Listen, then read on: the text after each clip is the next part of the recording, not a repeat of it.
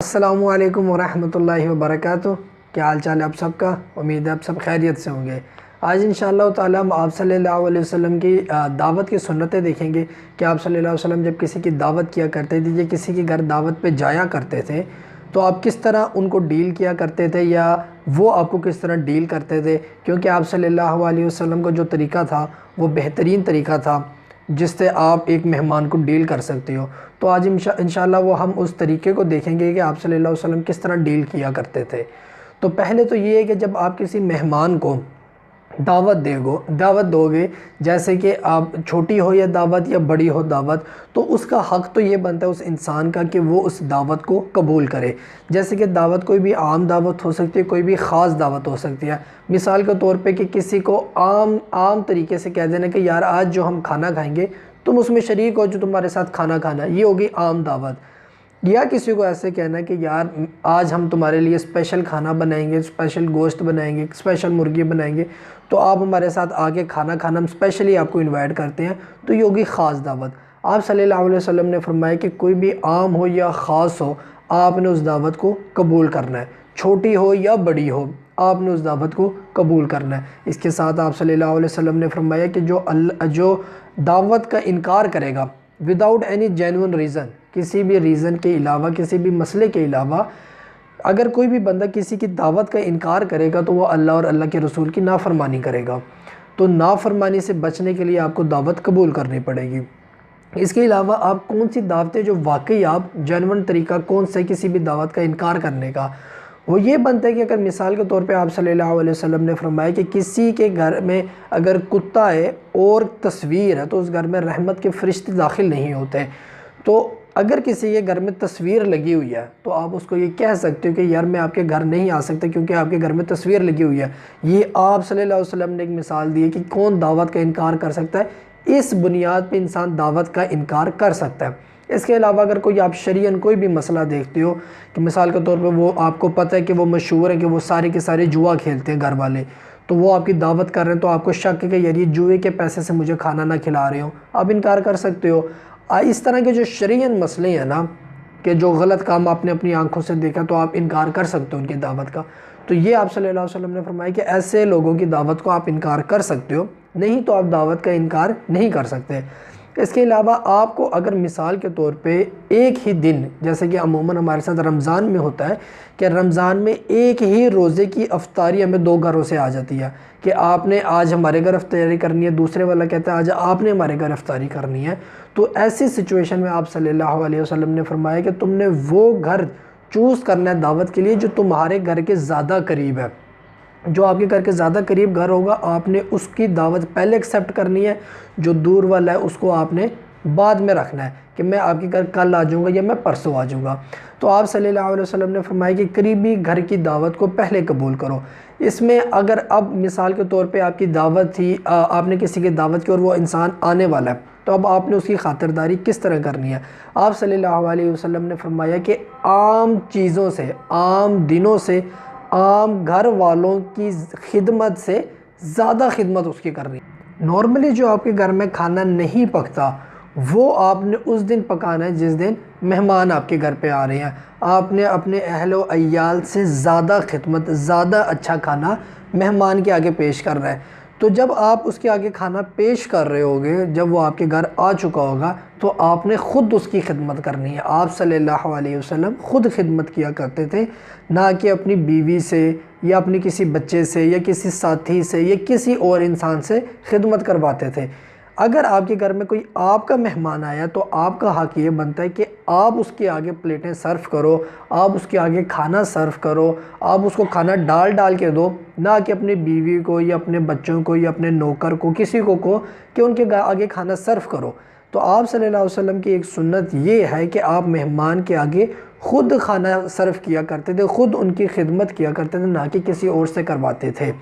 اب جب وہ ساتھی آ گیا اور وہ مہمان آپ کے سامنے آ کے بیٹھ گیا تو آپ کے اوپر یہ اس کا حق ہے کہ جب تک وہ کھا رہا ہے تب تک آپ اس کے ساتھ بیٹھیں گے، جب تک وہ اٹھ نہیں جاتا تب تک آپ نہیں اٹھیں گے۔ کئی لوگ اس طرح ہوتے ہیں کہ مہمان کے آگے کھانا دے کے وہ سائیڈ پہ اپنے کام چلے جاتی ہیں، یا دوسرا کھانا بنانے لگ جاتی ہیں، یا کمرہ صاف کرنے لگ جاتی ہیں، کچھ بھی کرنے لگ جاتے ہیں، لیکن اس کے ساتھ ڈائننگ ٹیبل پہ یا اس کے جب وہ کھانا کھا رہے ہیں جہاں پہ بھی، وہاں پہ اس کے ساتھ نہیں بیٹھتے۔ تو آپ صلی اللہ علیہ وسلم کی سنت ہے کہ آپ نے فرمایا کہ مہمان شرم محسوس کرتا ہے کھانا کھاتے ہوئے اکیلے، تو اس کے ساتھ بیٹھا کرو، جب تک وہ بیٹھا رہتا ہے تب تک تم بیٹھا رہا کرو۔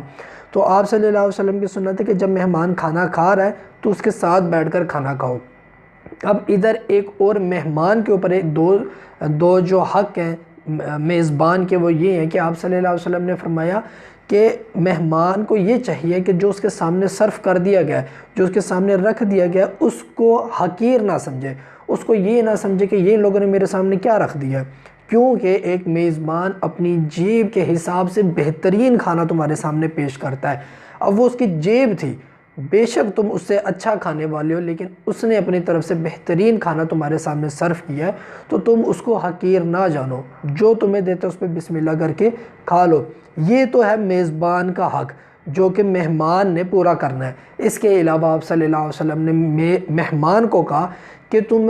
تمہارا یہ بھی حق ہے، تم یہ نہ پوچھو کہ یہ جو کھانا تمہارے سامنے رکھ رہے ہو یہ تم نے لیا کہاں سے، تم نے خریدا کہاں سے، یہ تم نے پرچیز کہاں سے کیا۔ کیونکہ اس طرح ہوتا ہے عموماً کہ جب میزبان جو ہوتا ہے وہ اپنی جیب کے مطابق کسی چھوٹے ہوٹل سے کھانا لے آتا ہے یا کسی چھوٹی جگہ سے کھانا لے، تو اس لیے آپ صلی اللہ علیہ وسلم نے منع فرما دیا کہ ایک مہمان نے میزبان سے یہ نہیں پوچھنا کہ یہ کھانا بہت اچھا ہے، یہ کھانا کہاں سے آیا۔ اب جب آپ نے کھانا کھا لیا اور مہمان نے کھانا کھا لیا اور آپ دوبارہ اٹھنے لگے، اور تو آپ صلی اللہ علیہ وسلم نے فرمایا کہ مہمان کا یہ حق ہے کہ وہ کم سے کم ایک دن اور ایک رات تو آپ کے گھر میں بنا پوچھے رہ سکتا ہے۔ مہمان آپ کے گھر ایک دن اور ایک رات، جس دن وہ آیا کھانے پہ، اور وہ پوری رات آپ کے گھر میں بنا پوچھے آپ سے رہ سکتا ہے، یہ اس کا حق ہے۔ نہیں تو زیادہ سے زیادہ وہ آپ کے گھر 3 دن اور 3 راتیں سٹے کر سکتا ہے۔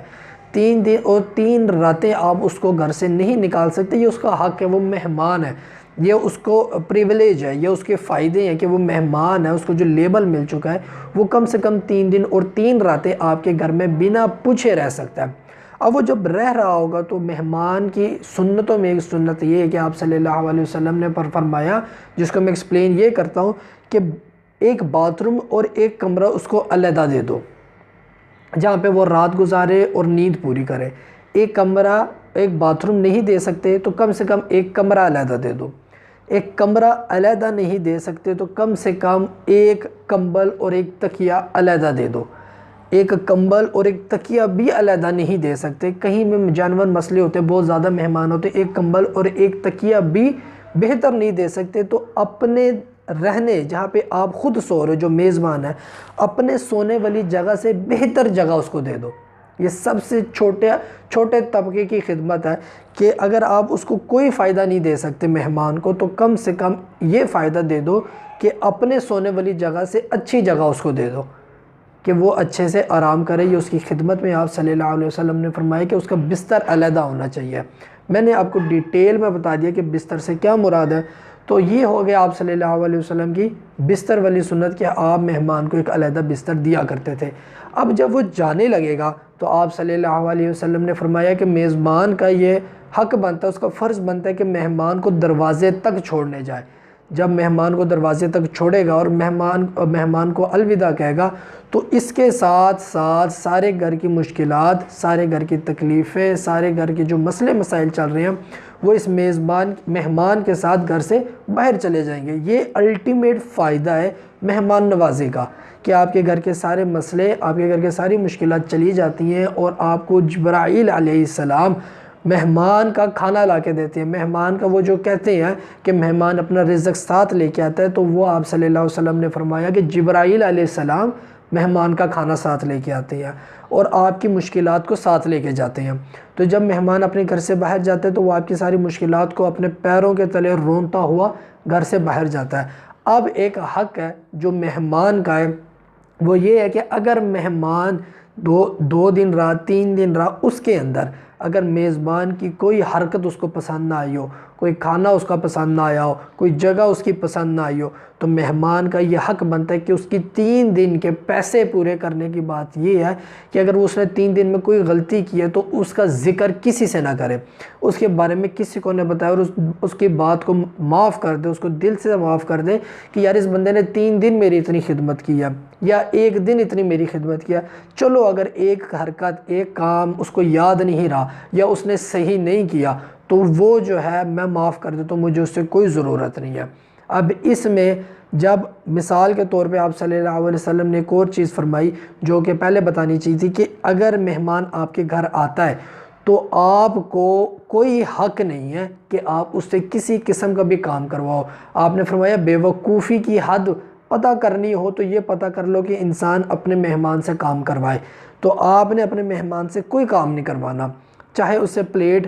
آپ منگوا رہے ہو کہ یار یہ پلیٹ مجھے پاس کر دو، چاہے آپ اس کو کہہ رہے ہو کہ میرے برتن دھو دو، چاہے آپ کہہ رہے ہو میرے گھر کی صفائی کر دو، چاہے آپ اپنے مہمان لڑکوں کو یہ کہہ رہے ہو کہ یار فلانی دکان سے مجھے یہ چیز لا دے، یہ منع ہے، آپ مہمان سے کام نہیں کروا سکتے۔ جتنی حد ہو اپنے آپ کام کرو، یا اپنے کسی ہمسائے کو بول دو کہ یار میرے مہمان ہیں یہ چیز لا دے، مہمان کو آپ نے کوئی کام نہیں کہنا۔ تو آپ صلی اللہ علیہ وسلم نے فرمایا کہ اگر مہمان کو پھر بھی میزبان کی کوئی بات بری لگتی ہے تو اس کا کام بنتا ہے کہ وہ اس کا تذکرہ نہ کرے اور اس کو معاف کر دے، اور اس طرح ہم آپ صلی اللہ علیہ وسلم کی جو میزبان کی سنتیں تھیں، مہمان کی جو سنتیں تھیں وہ پوری کرتے ہیں۔ اللہ مجھے اور آپ کو اس پہ عمل کرنے کی توفیق عطا فرمائے۔ جزاکم اللہ خیر۔ السلام علیکم ورحمۃ اللہ وبرکاتہ۔